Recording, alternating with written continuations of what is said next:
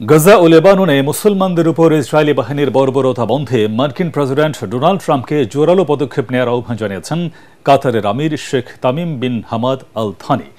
রাজধানী দোহায় রাষ্ট্রীয় নৈশ ভোজে গাজায় শান্তি প্রতিষ্ঠায় আমেরিকাকে ইসরায়েলের উপর চাপ প্রয়োগের আহ্বান জানান তিনি। তবে গাজা ইস্যু এড়িয়ে ইরানের পরমাণু কর্মসূচি বন্ধে কাতারের সহায়তা চেয়েছে মার্কিন প্রেসিডেন্ট ডোনাল্ড ট্রাম্প। বিস্তারিত শরীফুল ইসলামের প্রতিবেদনে। 4 দিনের মধ্যপ্রাচ্য সফরের শেষ দিনে বুধবার কাতারে যান মার্কিন প্রেসিডেন্ট ডোনাল্ড ট্রাম্প। রিয়াদ থেকে কাতারের রাজধানী দোহায় পৌঁছালে তাকে দেওয়া হয় উষ্ণ অভ্যর্থনা। উপসাগরীয় অঞ্চলের তেল গ্যাস সমৃদ্ধ দেশটিতে বন্যিল সংবর্ধনায় সিক্ত হন আলোচিত এই মার্কিন প্রেসিডেন্ট। কাতারের রাজধানী দোহার নিকটবর্তী বিলাসবহুল লুসাইল প্রাসাদ দেখে নিজের মুগ্ধতা প্রকাশ করেন মার্কিন এই ধনকুবের।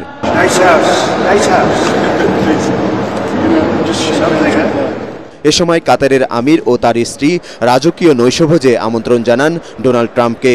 পরে সেখানে মার্কিন প্রেসিডেন্টের সঙ্গে বৈঠকে বসেন শেখ তামিম বিন হামাদ আল থানি। টানা 7মবারের মতো বেস্ট টিস্যু পেপার ব্র্যান্ড হিসেবে স্বীকৃতি পেয়েছে বসুন্ধরা টিস্যু। এ সময় কাতারের আমির বলেন, ইসরায়েল ফিলিস্তিনি মুসলমানদের নৃশংসভাবে হত্যা করছে। কাতার গাজায় যুদ্ধবন্ধে মধ্যস্থতা করছে, কিন্তু ইসরায়েল তা বারবার লঙ্ঘন করেছে। এই অঞ্চলে শান্তি প্রতিষ্ঠায় যুক্তরাষ্ট্রকে জোরালো ভূমিকা রাখার আহ্বান জানান তিনি। যুদ্ধ নয়, আমরা শান্তি চাই।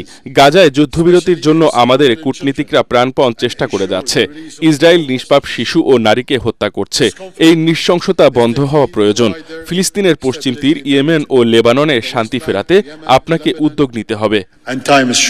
তবে গাজা ইস্যুতে কোনো মন্তব্য না করে ইরানের পরমাণু নিয়ে আমেরিকার উদ্বেগের কথা তুলে ধরেন প্রেসিডেন্ট ডোনাল্ড ট্রাম্প। মধ্যপ্রাচ্যের অন্যতম সামরিক শক্তিধর দেশটির দ্রুত অগ্রসরমান পরমাণু কর্মসূচি বন্ধে যুক্তরাষ্ট্রের সাথে একটি চুক্তিতে রাজি করাতে কাতারের সাহায্য চান রিপাবলিকান এই নেতা। ইরানের পরমাণু কর্মসূচি থামাতে আপনারা নিবিড়ভাবে সহযোগিতা করছেন। এ নিয়ে আমরা দ্রুত ইরানের সাথে একটি চুক্তিতে পৌঁছাতে চাই। এজন্য 2টি পথ আছে, তবে আমরা অহিংস উপায়ে নয়, বন্ধুত্বপূর্ণ পথে হাঁটতে চাই। আশা করি ইরানের নেতারা তা বুঝতে পারছেন। এর আগে বুধবার সৌদি আরবের রাজধানী রিয়াদে ডোনাল্ড ট্রাম্প ও সিরিয়ার অন্তর্বর্তীকালীন প্রেসিডেন্ট আহমেদ আল শারার মধ্যে ঐতিহাসিক বৈঠক হয়।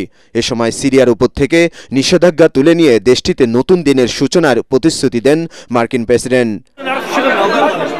যদিও যুক্তরাষ্ট্রের মদদেই সিরিয়ায় বাশার সরকারের পতনের পর বর্তমান অন্তর্বর্তী সরকার চলছে তাদের ইশারাতেই। শরীফুল ইসলাম, এটিএন বাংলা।